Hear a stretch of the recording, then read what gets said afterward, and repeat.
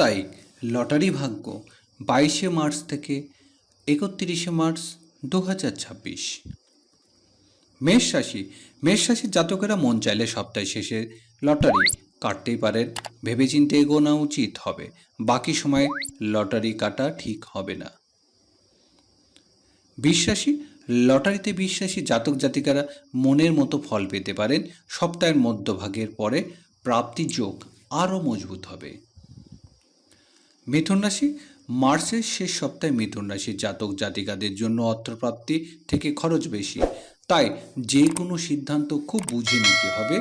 হুটহাটকারী করে কোনো কাজ করে বসা উচিত হবে না। কর্কট রাশি ব্যক্তিদের জন্য আয় ব্যয় সমান দেখা যাচ্ছে, এই কথাটি মাথায় রেখে লটারির দিকে এগোন। সিংহ রাশি মার্চের শেষে সিংহ রাশির রাশির জাতক জাতিকাদের খুব বেশি অঙ্কের লটারি না কাটাই ভালো হবে। মন চাইলে কম অঙ্কের লটারি কাটতেই পারেন। কন্যা রাশির জাতক জাতিকাদের ক্ষেত্রে এই সপ্তাহটা লটারির দিক খুব একটা ভালো নয়। লটারি থেকে দূরে থাকায় বুদ্ধির কাজ হবে। তুলা রাশি সপ্তাহের মধ্যভাগে তুলা রাশি ব্যক্তিদের জন্য বেশ ভালো রয়েছে, তবে শেষ ভাগে একেবারে লটারি কাটতে যাবেন না।